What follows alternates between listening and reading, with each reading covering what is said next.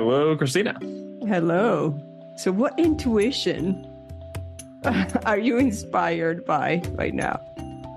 Oof, so many things. One thing I'm struck by, so we just had a wonderful conversation with Fran Gallaher, who talks a lot about intuition and getting in touch with the, essentially, what sometimes sounds like the irrational, nonsensical portions of our lives where we feel like there's not necessarily order, or there's just led by feelings, which are all of these things that tend to be such massive taboos in the corporate world and yet end up coming in handy all the time. And so I'm left with this curiosity about, we try and make things so logical, and it seems, if you back out for a second, like you couldn't possibly approach life just logically. The chances of, first of all, humanity as a whole knowing enough, much less you having access to whatever that is, to be able to try and logically make your way through everything that will happen in life. It's tall order.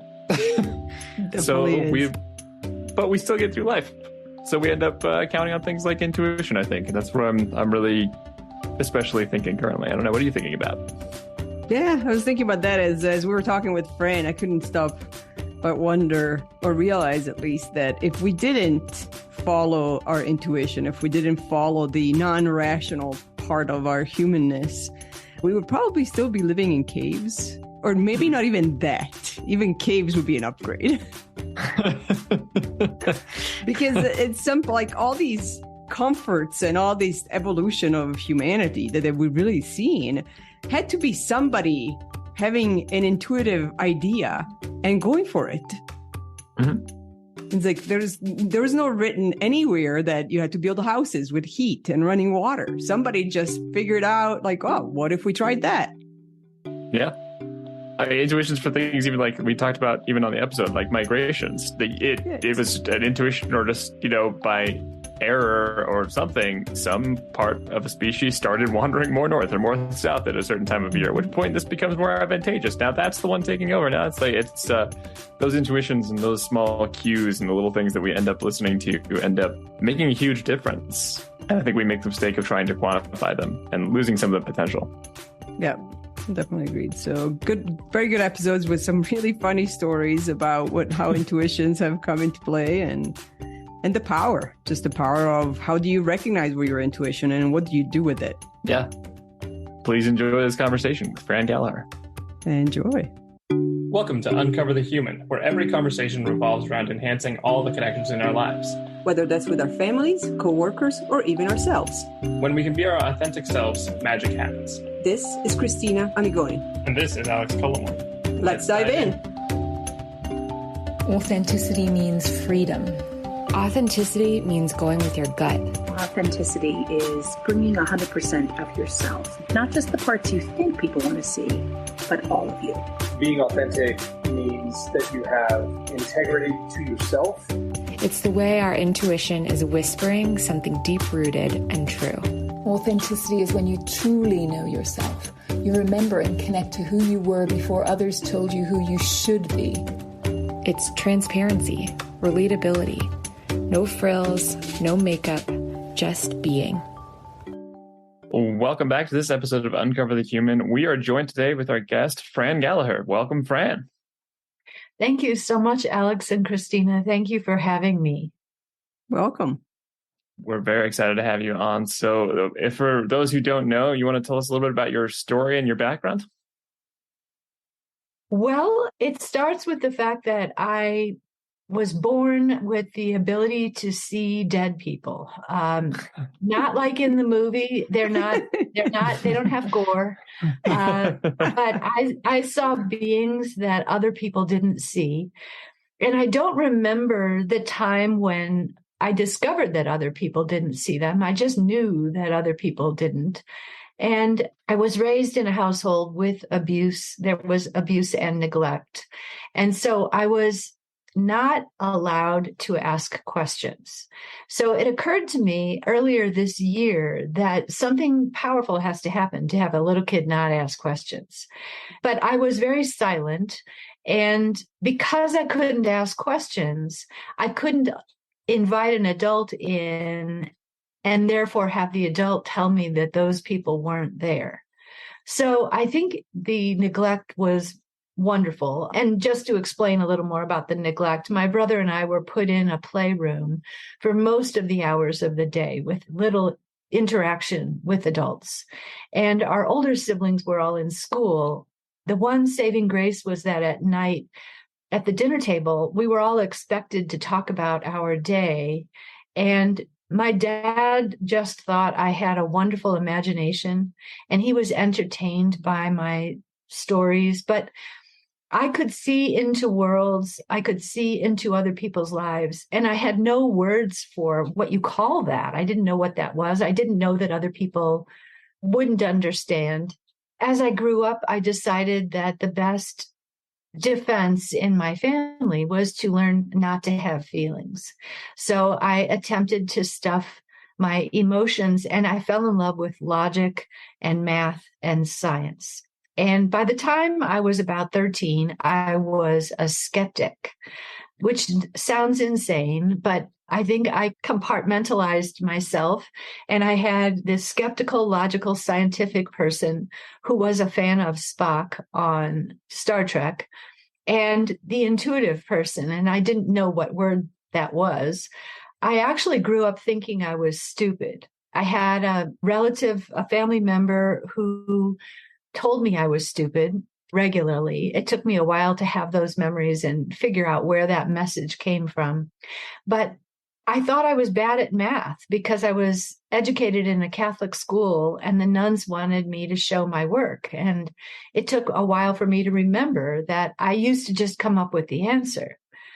So as I got older, I had this dual life where I had a mentor who was teaching me about metaphysics at the same time that I wanted to go to medical school. All that got blown out of the water. I got pregnant and then I got married. And it was a while before I was forced by my life to realize that until I went back and got that intuitive part of myself and rehabilitated my abilities to be in touch with my emotions, that until I did that, I wouldn't be whole or authentic. And so I've discovered that the path to develop intuition for our decision making, that path leads to our most authentic self. That's awesome. I love the idea of following intuition as a mechanism for creating that authenticity and understanding that authenticity. So would you expand on that a little bit? What have you learned about developing intuition and following it? That if we don't, we will feel like frauds. We will suffer from the imposter syndrome because our society encourages us to live in our heads and to use what two authors, Les Femi, and I can't remember the other guy's name, but they wrote Open Focus Brain. And what they're saying is that we use closed focus to see little words and numbers on pieces of paper. And we develop closed focus to ignore the fact that recess is the most fun time of the school day. And we ignore the fact that it's lovely outside. So we're using closed focus. But too much closed focus, these authors argue, produces anxiety and, I'm going to say, a feeling of dissatisfaction and disconnection. And so they teach this open focus method, which is what I use in corporate settings to, what I'm really doing is teaching guided visualization, a form of meditation, but I call it a focusing exercise. And that's how I invite corporate-minded people into this world. So may I do a quick focusing exercise with you guys, Alex and Christina? Sounds great. Yes, let's do it. All right. So I have to issue a caution to begin with, is that I'm going to have you do an exercise so that you can feel the movement from what is called closed focus to open focus. The exercise, it doesn't matter whether you do it well or not. I just want you to do the exercise. And for those perfectionists who might hear that, that's why I issue this warning. So I want you to close your eyes wherever you are and visualize the room you are in. And you're going to visualize the occupied space. It's also called positive space by architects and designers. The space that is taken up by furniture, by the walls, by the floor, the ceiling, and any other bodies or objects in the room. That's all what is called positive space. It's occupied space. And now you're going to switch in a moment. I want you to notice your temples, your scalp, your jaw, the muscles around your eyes as you become aware of any windows or doors, and move outside of the room through the air, through the negative space, the unoccupied space, out into the larger building, your home, wherever you are, out into the midday or whatever time of day sky. And you can go out as far as you want. And as you do, feel again the areas around your temples, your eyes, your jaw, and give yourself the space you need right now. So that might be a bubble that is just outside the building you are in, or it might be a very expanded bubble that goes all the way out to the edges of the cosmos. But just imagine that this is your space in which to breathe, to be. You might feel the quiet beneath everything, the timelessness. And you can use this technique to develop your meditation practice. So let all of that go.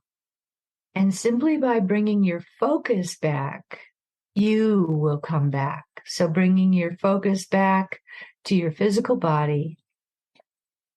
And if you went all the way out to the edge of the cosmos, you might need to orient to our star, the sun, our solar system, planet Earth, your hemisphere, your continent, your country, your state or province, your town, and then finding the building you are in, finding the room you are in, finding your body. Fully inhabit your body from the tips of your toes to the top of your head. And then take a couple of deep breaths, open your eyes, return to the room, feeling relaxed, refreshed, and ready to go on with your day. So did you feel that transition from closed focus to open focus? Definitely. Yeah. Yeah, that's wild. Yeah, it is wild. Yeah, and the authors talk about how if we don't routinely open our focus through our day, we're going to develop anxiety, depression, or worse. We can end up with health effects. You know, I think that a lot of those of us in the world of tech, I used to be a technical writer. I wrote step-by-step user's guides for hardware and software programs. And I would learn to routinely look out the window during the day so that my eyes would have a chance to focus far away instead of just in front of me. So that was maybe an early version of open focus. Mm-hmm. Yeah, that's very powerful. Oh, good. Sure. Good. I love doing it with teams in a corporate setting because it transcends the setting. Mm-hmm. Yeah. Yeah, and we tend to be so close focused Yes. on a lot of the things we do, and especially in work. You know, we see it in the work that we do because we're, I think, constantly asking people to look up from what their, you know, their problem, their team, their work, the project, the task of the moment is, and kind of like step back and kind of look at the whole picture and figure out how it connects to everything. So this really reminded me of that. Oh, good. Yes. You know, I'm glad you brought that up. It is that moment of objectivity that I have decided is really enlightenment. Maybe I will become enlightened in this lifetime. Who knows? But for me, simply allowing myself to move into that observer state before I dive in with my words or my actions, but just to observe, it has changed my life. That's incredibly mentally clearing. I feel like it's so easy to get trapped into some tunnel vision or just habituated to, hey, we're in the workplace and, this is what I do at work. These are the people I talk to. This is the project I'm on. This is the whatever. It's very easy. And it doesn't have to just be work. It could be at home. We can be very just attached to our surroundings, to I liked how you were describing some of the positive space, things that are occupying that space. I think it becomes such heavy influences. And when you force yourself to take that perspective, it's very clearing. It's very mentally freeing to give yourself some perspective. It is a lot easier to face just even the tasks you have in front of you, which are kind of back to the close focus, but totally different approach to it. Yes. And, you can see how we would miss the forest for the trees, so to speak. Yes. So being able to be aware of the bigger picture now and then throughout the day. It's interesting, if I may say, that we are recording this on Halloween. And yes. I wanted to just say a few words about Halloween. So what it is actually was at one time in medieval times in Northern Europe, Ireland, England, Scotland, it was considered the doorway, when the doorway between the two worlds, the physical and the non-physical, opens the most, is this holiday. And so the dead were said to walk the earth. And there was a prayer that these grown men would say, from ghoulies and ghosties and long-leggedy beasties and things that go bump in the night, O Lord, protect us. So being aware of the other side in whatever way you can be, maybe you just think about your loved ones who may have passed on, and be aware that if you think of them, that's real. There can be a real connection there between you and your memories of them. And you might be calling to you, if you believe this, their spirit on the other side. And you might just have a moment. I used to be able to smell my dad's presence because he had a particular scent, and he at one time smoked pipes or cigars. So he comes to me with tobacco smell. He hasn't done that for a long time, but it used to be more prominent. And then my mother, after she passed away, her favorite flower was lily of the valley. And so when she would connect, I would smell lily of the valley. So just being aware of your loved ones is one way to be aware of that bigger picture, that there's something besides just the physical. And then being aware of the possibility for magic or the unseen or miracles, being open to that in our lives. One thing that's really popular among people I know is manifesting parking spaces. Mm-hmm. I don't know if you guys know about that. But you can picture your parking spot. You can ask the guides or angels to help you with your parking spot. You can try cursing, but that has never worked for me. Cursing, yes, definitely not. So I wanted to pick up something else, if I may. Mm-hmm. And you're probably not going to believe that I was silent as a child. I'm making up for it now. But what ended up happening for me is, as I said, I worked as a technical writer, and I did a little bit of technical marketing.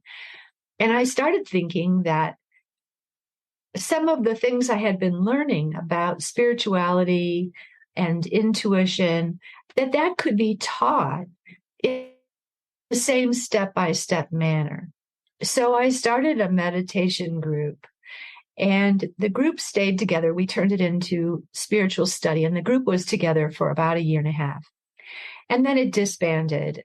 And one of the men in the group, he called me up and said, my dad and I have created an institute, and within it, we've created something called the Program in Intuition. Would you like to be a faculty member? Well, I was busy writing a novel, and I was practicing saying no to everything so I could finish the novel. And I even practiced saying no in the mirror. So I said no, and I regretted it. I finished the novel. I didn't get it published, but He came back to me a year later and asked me again. And it turned out that his father was a big name consultant to the healthcare industry. And he and others in the healthcare industry called themselves healthcare futurists because they would be predicting the direction that healthcare would take. For instance, whether to open an inpatient hospital or an outpatient clinic. That would be part of being a healthcare futurist. And also to institute change. I don't know how successful they were with instituting change in healthcare, but it was called the Kaiser Institute from Kaiser Consulting out of Brighton, Colorado. And they created something called the Program in Intuition. And that was a high-end program designed to teach physicians, nurse administrators, and business leaders intuition. So I got to teach the head of the VA, the head of the Centers for Disease Control and Prevention, the president of Anthem Blue Cross Blue Shield, and on and on. And I had this place in the world where I was able to influence leaders, and it was amazing and wonderful. I'm afraid I did not have business skills, so I did not cultivate those connections. And now I'm so excited to be here with you guys because I'm hoping this will allow me the opportunity to, again, work with leaders in business and tech especially. Yeah, that's wonderful. What have you found as with working with them? What have you found kind of harvesting and, their intuition? How did that help in who they were as leaders in their organizations?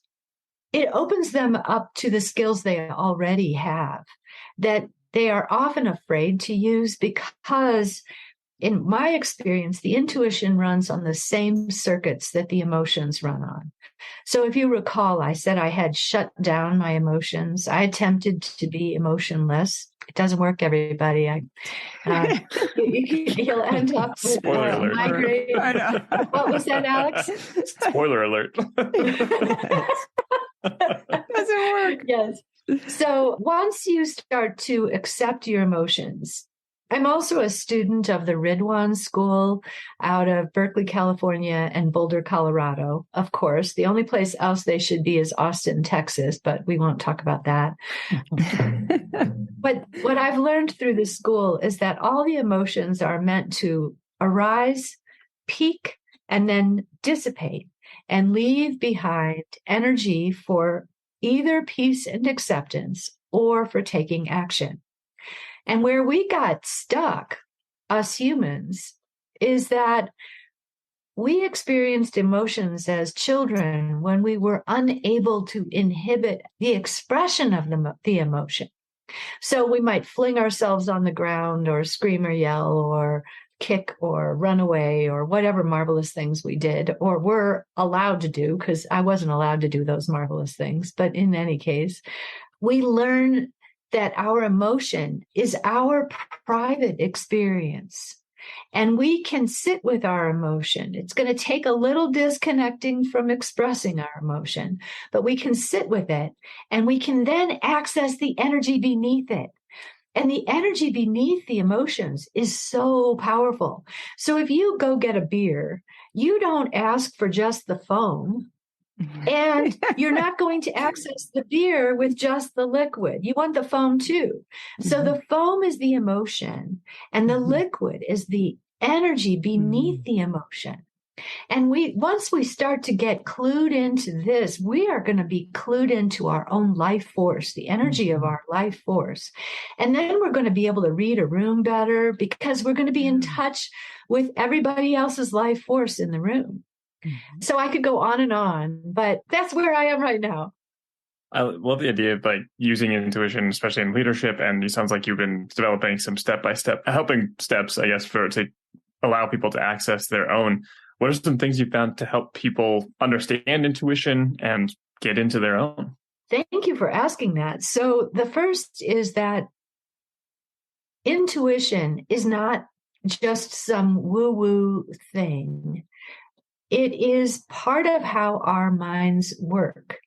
So our minds have at least two ways of working. One is logical and sequential. A leads to B, leads to C. So if I drive away from the house, I might think, did I leave the dog in? Did I turn off the lights? Do I have my cell phone? That would be logical. If I drive away from the house and I go, I forgot to bring the dog in, that's intuition. Intuition is the aha moment. You don't have to be special to have intuition. You already have it. There's 4 people who don't have intuition, and one of them is my ex-husband. And they are people who are not in touch with their emotions. I hope that joke's okay. Yes. That's very good. It's very good. If you can be in touch with your feelings, then you can be in touch with your emotions. Now, of course, in the corporate world, being in touch with your feelings is not something you want to broadcast.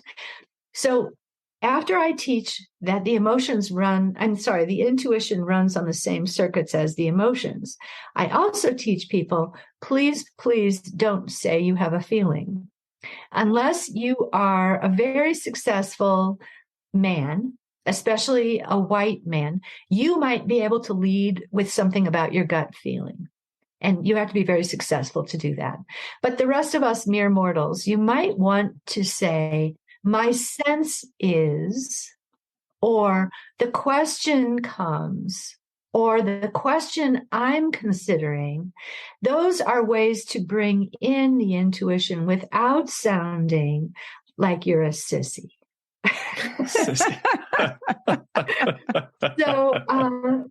So many layers to unpack our humanity. Right, leave the human here, and here's how to not be human so that you can be accepted as a human in a group of humans. Right. We've really done it to ourselves on this one.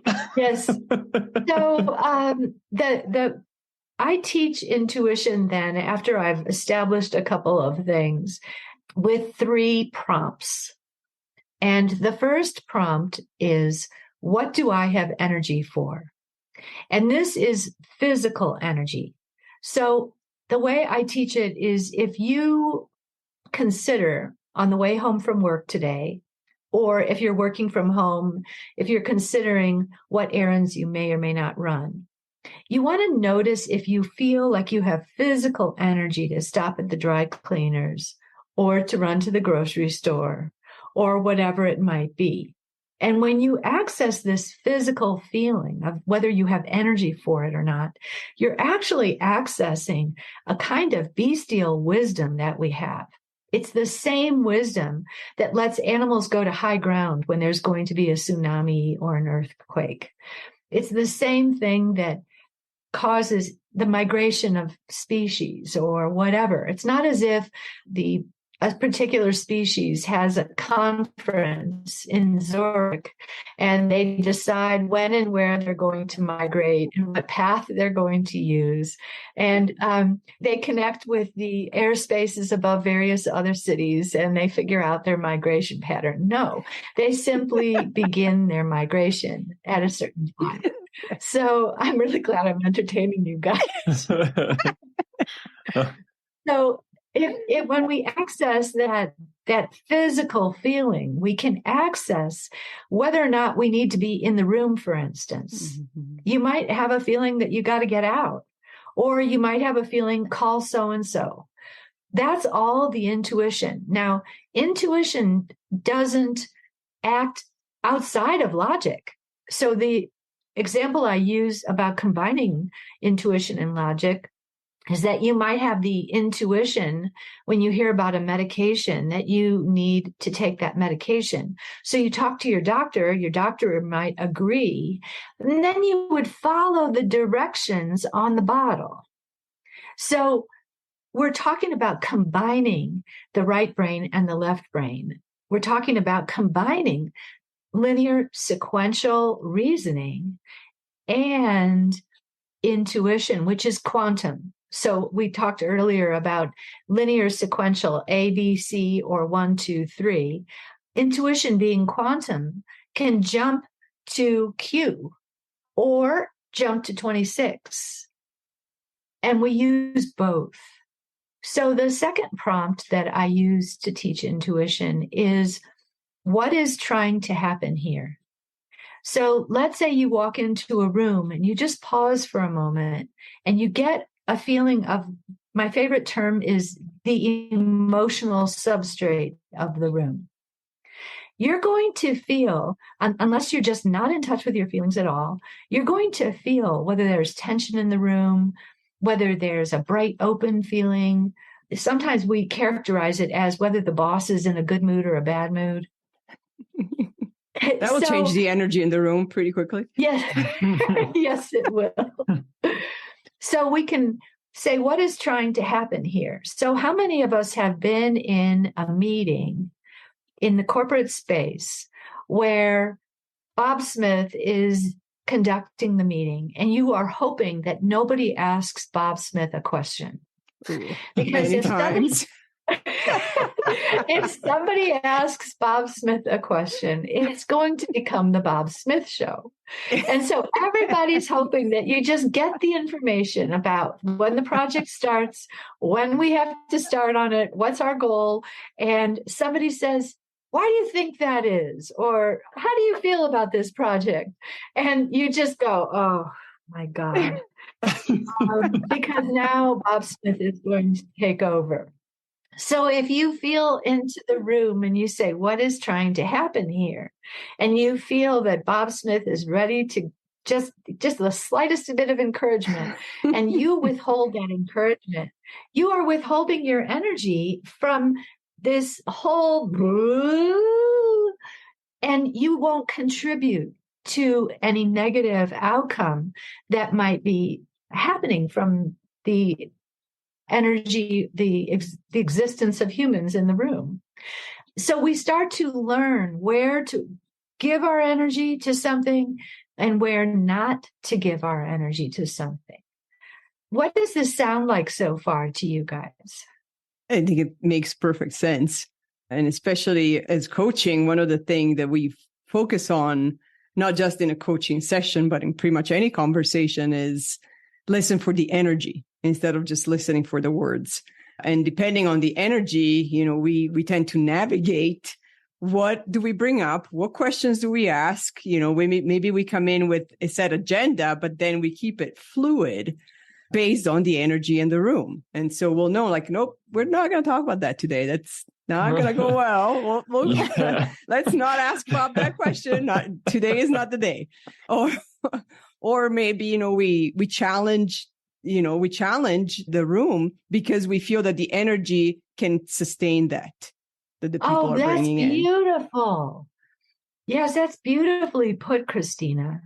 It's definitely just a great way of cutting through what could otherwise just be, and especially when we do some change management work stuff here and there. And that's one of the things it really helps with, is listening for the energy, for when people are saying the right things, but they're clearly not on board, or when they're just nodding or turning away from the camera, and you listen for that instead of for the, oh yeah, my boss is in the room, so I'm going to agree that yes, this is an important change, and of course I'll make the changes that will happen, yes, and then leave the meeting and do none of that. And so listening to this intuition and following this where people are actually at has been a great way of cutting through just whatever top layer is being sent between people.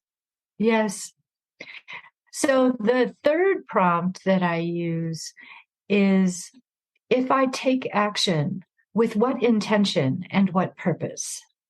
So I have a retired ER physician, emergency physician, who I've worked with. And I remember one time saying to him, do you ever want to say to somebody who presents in the ER, what did you think was going to happen? And he said, I say it. I would like to say that a few times over, especially with my family, but I refrain. Yes. So the other thing that I teach Well, there's all kinds of marvelous things that I teach about intuition because it's a joy to me to help people access their humanity, because I don't believe that God put us here to blunder around, that we have access to this world of connection and information and insight. So one of the ways that I teach intuition is for people to get in touch with their inner senses. So when we did that focusing exercise, you guys literally used inner vision to conceive of the room in your own mind, to recreate the room in your mind. Most of us nowadays have really strongly developed visual sense because our world is so visual with computers and television and phones. And so fewer and fewer people will not be able to mentally picture something.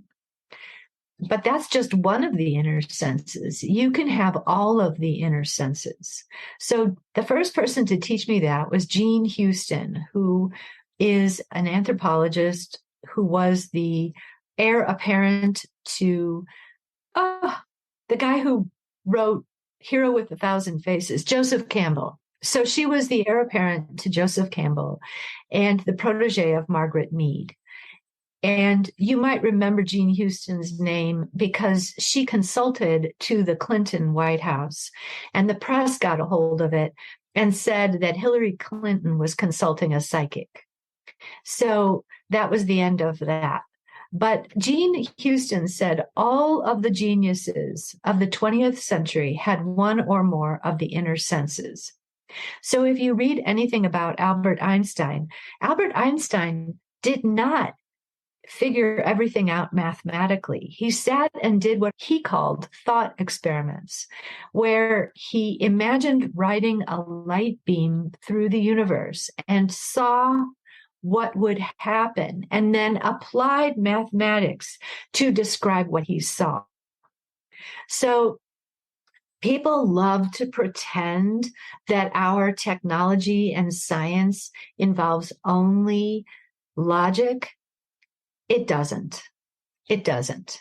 There is the famous story of the guy who, I wish I remembered his name, and it's French, so thank God I don't, because I'd mispronounce it, I'm sure. But he was the first person to propose the shape of the carbon molecule, that it was in a ring. And the reason that he was able to picture that was because he took a nap one day and he dreamed of a snake biting its tail. And he had been trying to figure out what pattern these atoms formed to form the molecule. And that was his aha moment. So the other thing that I teach is that intuition is not rational.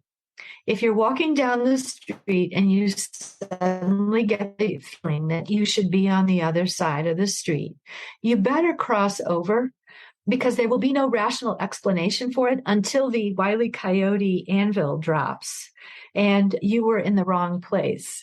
So when we expect the intuition to be rational, we go nowhere. You may want to say in a meeting, my sense is that we should try this. And I really can't explain why, but I think we should just give it a shot. And then you might have doubters, but once you have shown that your ideas are worthwhile, you will be listened to, believe me. Sometimes. We've had moments in past lives where we've use the intuition, read the energy in the room to predict project delays and issues that would happen 2 or 3 months down the line, and have been met with, that's impossible. How could you possibly know that? Well, 2-3 months down the line, the projects would be stalled. So yes, even after many, many times of doing that over and over, we're still I was still met with the skepticism of like, how could you possibly know this early in the project? And I'm like, okay, let's go through this. We're going to get to the same end. I love it. And that's where we want it's not a bad idea to bring in an intuitive guru, to be honest, because then people follow that person's words. You might become the intuitive guru. I like to tell a story. When I was part of the program in intuition, I was one of the few faculty members who had corporate experience. So people tended to be more comfortable with me because I didn't always present initially as woo as others. And the founder's son would often arrange for me to meet someone, and I would know that I had to be impressive right out of the chute. And so I met this one man one time, and the first thing that happened was I was flooded with the taste, the smell, the feel, the sight, the knowing of bazooka bubblegum.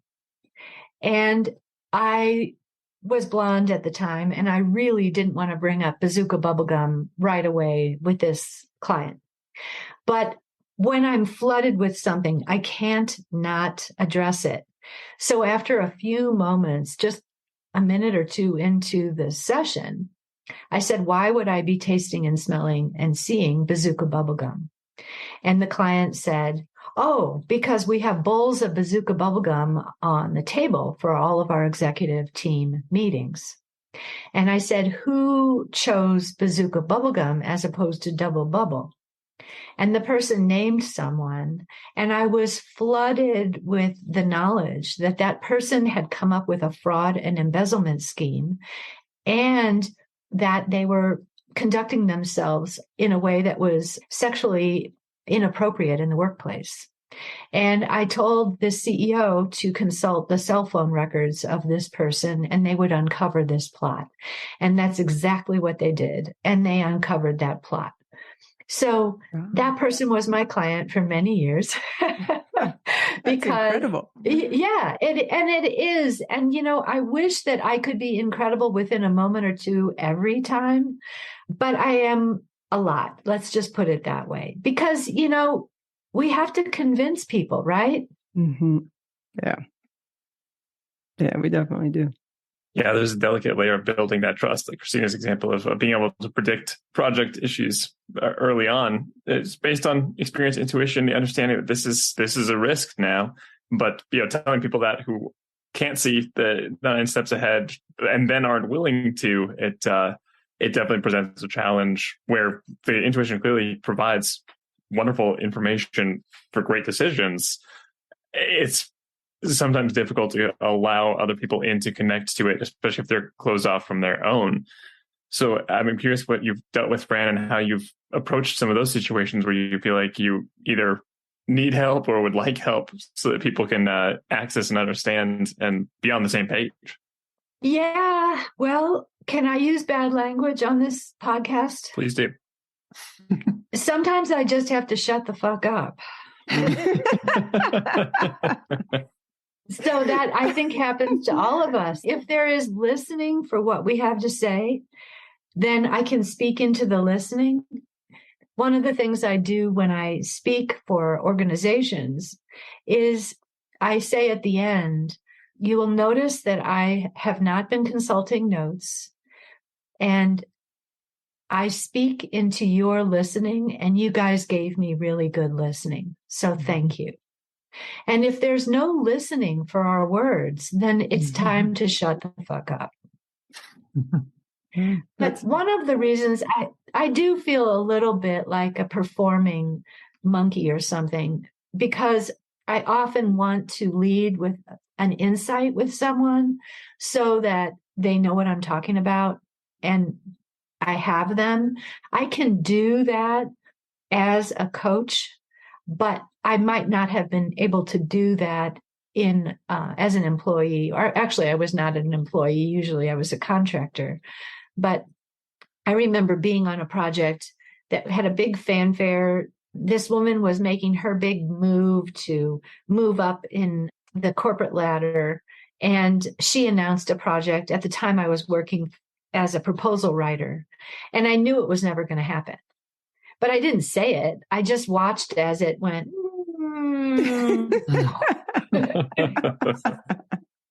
I would say that's probably one of the hardest things is when you see it and you're like, I see the iceberg. I see you hitting it and I'm still going to have to watch you do it. Yes. Yes. And there it is. Yes. You know, one of the things I also teach with intuition, and you and your listeners just got my course, Trust Your Gut, the highlights of it. But another thing I teach is that doubt is a hobby. So if you want to doubt your intuition, you will have plenty of fun. You can doubt your intuition as a separate hobby and get super good at it. And it will do you no good whatsoever. So we might have just found the title of the podcast. Oh, there you go. I love it. I love it. Yeah, you know, I have been blessed with guides, and I hope it's safe for me to now say that. By now, you know, I'm capable of logic and I'm capable of intuition. But one time I met this woman. She was a grandmother, and I met her with her grandchild, and she looked like a grandmother. She had silver wire framed glasses, silver hair in a bun, a white eyelet blouse, a denim long skirt with socks and Birkenstocks. So she looked definitely like a grandma. Now I'm a grandma, but I hope I don't quite look definitely like a grandma. But in any case, I met her with her grandson, but then later she came to see me, and this guide came in, and he was very effeminate and very loud. And he was teasing me, and he said, this is coming into my consciousness, not into the room. This is a non-physical being. And he said, tell her to go ahead with the threesome. And I'm like, nah, I'm not going to say that. And he's bugging me. He's like teasing me and being very effeminate and saying, no, tell her to go ahead with the threesome. So I realized that I could say, there is a guide here who says that you should go ahead with the threesome. And she said, oh, good. She said, they've been asking me for months, and it's in another state, so I don't think anyone will know that I did it. And thank you. So sometimes we have to say something that will seem counterintuitive when we're being intuitive. You can find corporate fraud and threesomes. It's the full spectrum. All while chewing bazooka bubblegum. I know. I'm wondering. I'm in this like split moment of, do I want to know what your intuition is saying about me, or do I not want to know? Oh, well, are you giving me permission? Sure. Let's do it. I just feel like you are on such an ascending path. I don't know the full scope of what you guys do. I'd love to know more. But I think what you're doing is groundbreaking. And I think you, Christina, you feel like at last there's room for your heart in your work. See, I feel exactly that way. And I'm glad to hear that it's an ascending path, because I would like it to be in that direction, not the crash and burn direction. Yeah. The slow. The slow dying or fast dying piece. But yeah, I think a lot of what we have created and what we're doing, it's probably in this sense intuition based. Oh, We kind of tease that we come up with these ideas and theories that we will stand on our soapbox for. And then 1 or 2 or 3 months later, sometimes sooner, somebody like HBR, Harvard Business Review, or McKinsey will publish an article that proves exactly what we've been saying. And I'm like, oh, well, thank you for the research. Yeah, that's something that I always wanted, a business partner or a speaking partner who would be able to rattle off this study out of the University of Whoozy Whatsy that shows that, 9 out of 10 CEOs have powerful visual inner vision, or whatever. I've never been able to rattle that stuff off because it's exactly what you say, Christina. For me, it's proof after the fact. I already know. And I think that a lot of my clients already use their intuition. And what I help them do is recognize how they are using it, when and where they are using it, and to follow the feedback loop, to set up a feedback loop. Notice when you get an intuitive hit, and then notice what happens, whether it's right or not. Unfortunately, it's not going to always be right because what we are sensing, the bigger picture is possibilities, which is enormous. Within that are probabilities, and within that are potentials. And we don't know how potent a situation is, how likely those potentials will express. Every once in a while, I'm dreadfully, dreadfully wrong because I will see that, and I'm largely visual, but I have all the inner senses. But I will see, for instance, that someone's going to get the job. And then they don't get the job. And I have what I jokingly call my psychic friends network, where I have other people who I might check an intuition with.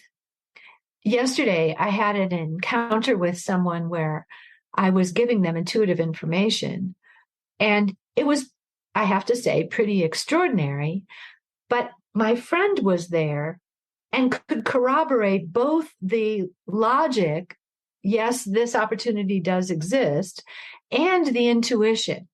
So it's so fun. I really think we need to have our own psychic friends network where we have people we can bounce ideas off of. One friend of mine who was part of my psychic friends network, she called me one time and she said, I've interviewed for a job and I get an intuition that makes no sense. And I wanted to have you look at the job situation and tell me what you get. And I looked at it and I said, you're not going to get the job, except you're going to get the job. And she said, yeah, that's what I get. And so what happened was she got turned down for the job. 2 weeks later, they called her up and they offered her the job. And what the story behind it was that they had interviewed a number of candidates. She was, according to them, second best. They gave the job to someone. That person was in the job for less than 2 weeks. And they said, you know what? I'm not the person for this job, but I think I should do this other job for you. And I think that you should hire so-and-so. And she got the job. So we've got to keep in mind that the intuition is, by its very definition, not rational. Mm-hmm. Yeah, that's incredible. I love all these stories. Thank you. They make it for the human experience. Because we're not robots. We're not human doings. We're human beings. And so there's all this other stuff besides the rational logic that makes us humans. And sometimes we are unable to really grasp our greatest strengths, which might be things that are difficult to measure, like charisma or authority, inner authority, the ability to be a leader. A long, long, long ago, I was put on a jury. And it was a time in my life where I was trying to shut up. And I was uncertain about where I was headed in my life. And I just decided I'm not going to take responsibility. I'm not going to say anything in this jury room. And the judge gave us a box of donuts. This was a long time ago, and I don't think they do that anymore, and said, figure out who is going to be the foreman. They also maybe say foreperson. I don't know. Hopefully. And yes. And I said something about liking donuts. This was before I became gluten-free. And this other woman said that she preferred potato chips. That was all that was said in the jury room. No one discussed the case, who was going to be the foreperson. Nothing happened. And I decided I was not going to lead the charge. I was going to leave it alone. So the judge comes back and says, who is the foreman? And the woman who I had the exchange with, who said she liked potato chips, she said, she is our foreperson, meaning me. So I wasn't even trying to step into a leadership role, and there I was. Mm-hmm. So for those of you listening to this who are trying to grasp, how did you get in the leadership role that you're in? There could be soul agreements that lead you to take responsibility in all kinds of situations that your logical, rational self may not agree with, but it's part of your soul agreement. That's great. Like the term soul agreement. That's yeah, soul covenant, soul purpose. Those are all about the same idea that we can feel it sometimes. Like if you're in the pool and you can feel the bottom of the pool with your toes. That's sort of like this. There's a feeling that there's some kind of a structure to our lives that we don't always understand. And I think opening to the spiritual, opening to meditation and intuition lets us feel the bottom of the pool, begin to understand the structure that underlies who we are and what we're about, why we have the gifts we have. Yeah, so very true. So we have a couple of last questions for you, Fran. Yay. One is, what does authenticity mean to you? For me, it's that I'm aware of my inner world and what I am feeling. I'm aware of the purpose behind me that comes from my soul. And I'm in alignment with the expression that I bring to my interactions. Now, it doesn't mean that I'm going to express everything. It just means that I'm aware of it. So I remember one of my sons got himself into trouble by taking his friend's brother's schizophrenia medication. And he ended up with a terrible reaction. And I don't remember what it's called, but it's involuntary movement of the head and neck and jaw. And I had to take him to the ER. And then I had to take him home, put him to bed, and go teach a yoga class. And I was crying through part of the yoga class. I had tears streaming down my face, but people didn't notice because I was teaching my yoga class. And so I did both. I felt my own upset, my feelings, and I did my job. So I think that's authenticity. Yeah. Powerful definition. And our last question is, where can people find you? Well, my website is reallyflourish.com. And my email is fran@reallyflourish.com. And I'd love to hear from people. I am available for speaking, for leadership development, for coaching, especially those who want to be on a path to the C-suite. I assist my clients with moving upward because you fought it long enough. Yes. Yes. That's a very good way to put it. Great. Yes. Thank you so much. Yeah. Thank you, Fran, for the wonderful conversation. Thank you very much, Fran. Thank you, Christina and Alex. I'm so delighted. And thank you to all your listeners. Thanks in advance for connecting with me. Thank you. Thank you for listening to Uncover the Human, a Siamo podcast. Special thanks to our podcast operations wizard, Jake Lara, and our score creator, Rachel Sherwood. If you have enjoyed this episode, please share, review, and subscribe. You can find our episodes wherever you listen to podcasts. We would love to hear from you with feedback, topic ideas, or questions. You can reach us at podcast@wearesiamo.com or at our website, wearesiamo.com, LinkedIn, Instagram, or Facebook. We Are Siamo is spelled WEARSIAMO. ARESIAMO. Until next time, listen to yourself, listen to others, and always uncover the human.